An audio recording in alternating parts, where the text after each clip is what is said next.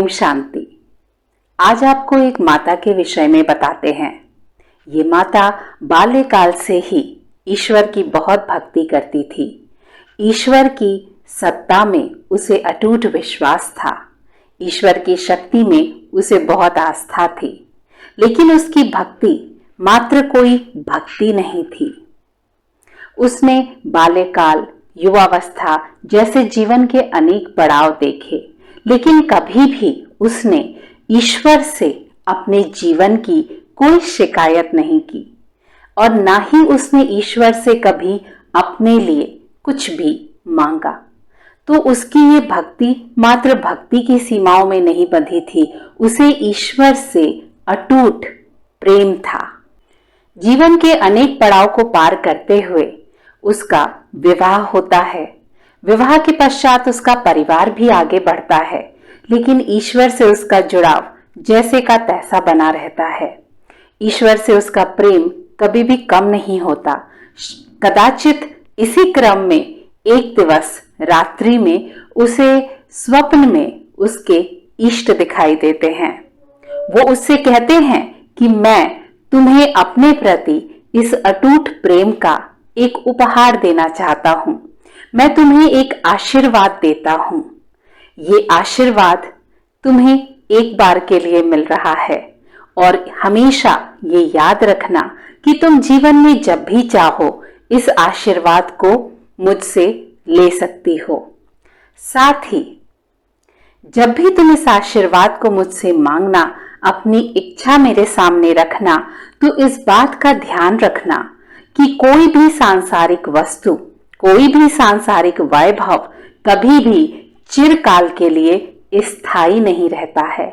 इसलिए अपनी इच्छा रखने से पहले एक बार विचार जरूर करना। इसके पश्चात माता की नींद खुल जाती है। जब वो उठती है तो उसका मन बहुत हल्का होता है। सारी थकन जैसे कहीं समाप्त हो गई है। बिस्तर से उठकर जब वो बाहर आती है तो वो महसूस करती है कि उसके पांव तो जमीन पर ही नहीं पड़ रहे। स्नान आदि नित्य कर्म के पश्चात वो अपने पूजा घर में आती है और तब से लेकर वो यही विचार कर रही है कि उसे आशीर्वाद क्या चाहिए, वो मांगे क्या, क्योंकि उसने कभी कुछ मांगा ही नहीं। अब वो पूजा घर में आती है। वो एक कपड़ा लेती है। कपड़े के एक कोने में वो एक छोटी सी गांठ लगा देती है और ये विचार कर लेती है कि जीवन में मुझे जब भी आवश्यकता होगी मैं अपने प्रभु से अपना आशीर्वाद वापस ले लूंगी, उनसे अपनी इच्छा रख दूंगी। और वो उस कपड़े को यथास्थान पर सुरक्षित रख देती है। इसके पश्चात वो अपने जीवन में व्यस्त हो जाती है, रोज की तरह अपने सभी कार्यों में। कहते हैं जहां सुमति वहां संपत्ति बहु नाना। बस ऐसा ही कुछ है। जो प्राप्त है वो पर्याप्त है। तो इस परिवार के पास भी सब कुछ प्राप्त है, क्योंकि उनके पास संतुष्टि का धन है। इसलिए उनके लिए अप्राप्त तो कुछ है ही नहीं। अब वो माता भला मांगे भी तो क्या। इसी तरह जीवन आगे बढ़ता जाता है, लेकिन ये जीवन है और जीवन उतार चढ़ाव के बिना पूरा नहीं होता। इसी क्रम में एक रोज माता के युगल की तबीयत बहुत खराब होती है। वृद्धावस्था के दौर से दोनों युगल गुजर रहे हैं। इस दौर में उन्होंने अनेक स्वास्थ्य संबंधी समस्याएं देखी हैं, अनेक पीड़ाएं उन्हें झेलनी पड़ती हैं। युगल की तबीयत बहुत खराब हो जाती है। बहुत प्रयास के बाद भी युगल को बचाया नहीं जा सका और युगल ने शरीर को छोड़ दिया। माता का सारा क्रम जैसे वहां पर रुक गया। सारे विचार जैसे शून्य हो गए। क्या करना था, क्या कर रहे थे, सब कुछ जैसे शून्य हो गया।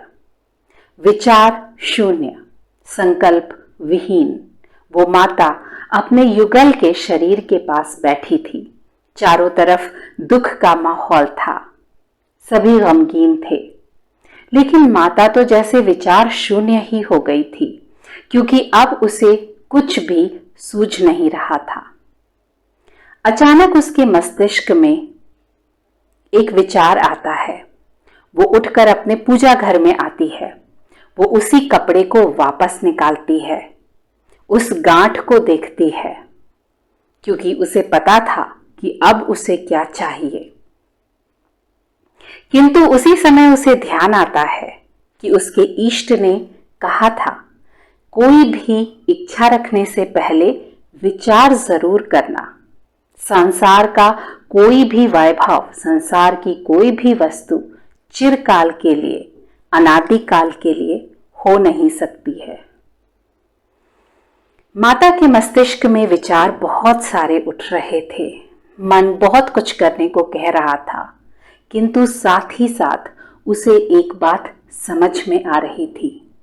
वो जिसके लिए दुखी है, वो जिसे देख रही है, वो मात्र एक शरीर है, किंतु वो जिससे प्रेम करती है वो तो अविनाशी है। जो इस शरीर की शक्ति थी, जिससे उसने प्रेम किया था, जिसने उसके जीवन को सुखों से भरा था, जिसके साथ उसका इतना सुंदर संबंध था, वो अविनाशी शक्ति अब इस शरीर में नहीं है। वो किसे दोबारा जीवित करना चाहती है? शरीर को।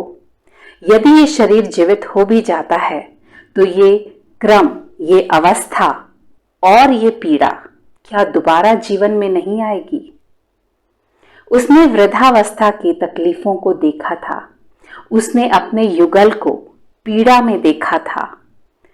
बीमारी की अवस्था में जो दर्द युगल ने सहा, जो आंसू युगल की आंखों में थे, वो सब कुछ उसे याद था। अब वो विचार करती है कि मेरा प्रेम जिस अविनाशी से है, उसे इस शरीर की आवश्यकता नहीं है। उसे तो मेरी दुआओं की, मेरे स्नेह की, मेरे आशीर्वाद की आवश्यकता है। वो उससे कहती है कि आपके साथ मेरा संबंध बस इतना ही था, किंतु जो भी संबंध था और जितना भी संबंध था वो बहुत मधुर था। आपका कोटि कोटि धन्यवाद, जो आपने मेरे जीवन को इतने सुखों से भरा, मुझे इतना सम्मान दिया। हमने साथ में सुंदर समय बिताया, जीवन के सभी पड़ाव को हमने आसानी से पार किया, और मैं जानती हूं कि हम फिर मिलेंगे।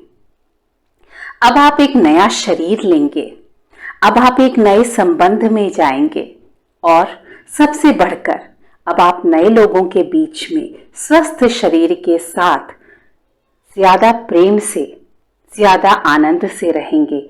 ऐसी मेरी शुभकामना है आपके लिए। माता के हृदय का संताप लगभग समाप्त हो गया था, हो रहा था, क्योंकि उसके अंतर मन में ज्ञान की ज्योति जल रही थी। उसके चेहरे पर एक अद्भुत चमक थी। उसकी सारी पीड़ा जैसे कहीं गुम हो गई थी। उसने उस कपड़े को उठाकर वापस उसी स्थान पर रख दिया, और सारा कुछ जो कर्म कांड था वो यथा योग्य किया गया, और समय समय के साथ आगे बढ़ता गया।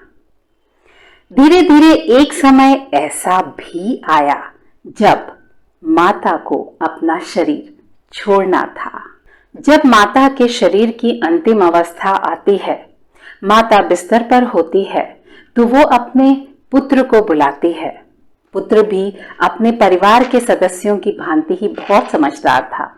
वो अपने पुत्र को बुलाती है और उससे वो पूजा घर से वस्त्र लाने को कहती है। जब पुत्र वो वस्त्र ले आता है, वो कपड़ा ले आता है, तो वो उसको दिखाती है, उस छोटी सी गांठ को जो अभी तक जैसे कि तैसी रखी हुई थी, और उसे वो अपने जीवन की सारी कहानी सुनाती है। वो ये भी बताती है कि किन विचारों के साथ उसने क्या निर्णय किया था और क्यों किया था। साथ ही वो उससे कहती है कि एक माँ की ओर से अपने पुत्र के लिए ये एक आखिरी निशानी है, एक उपहार है।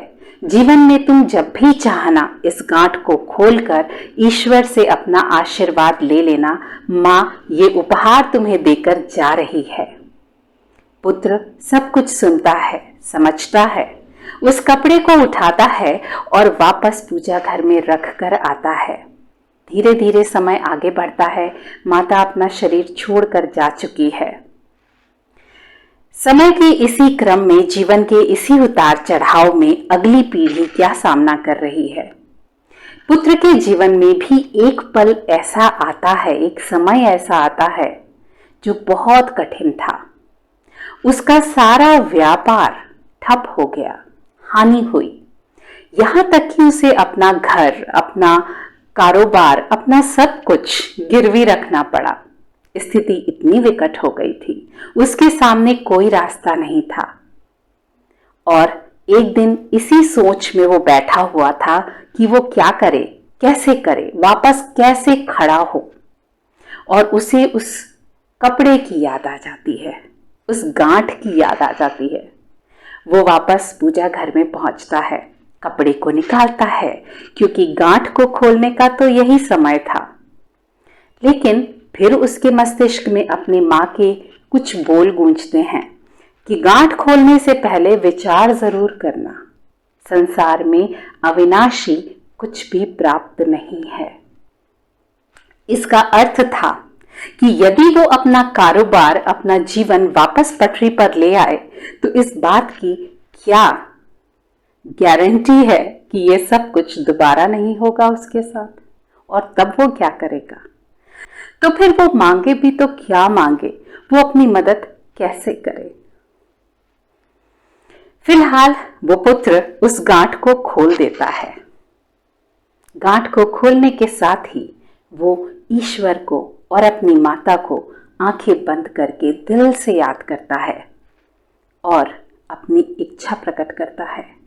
वो कहता है कि हे प्रभु, इस संसार में जो भी ईमानदार है, इस संसार में जो भी मेहनती है, इस संसार में जो भी नेक दिल है, इस संसार में जो पाक है, साफ है, जो ईश्वरीय उत्तराधिकारी है, उसका साथ आप कभी मत छोड़ना।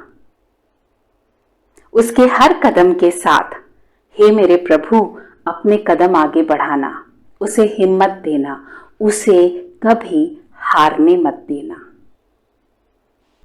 कहते हैं कि जहां ईश्वर के कदम पड़ते हैं वहां अकल्याण तो कभी हो ही नहीं सकता।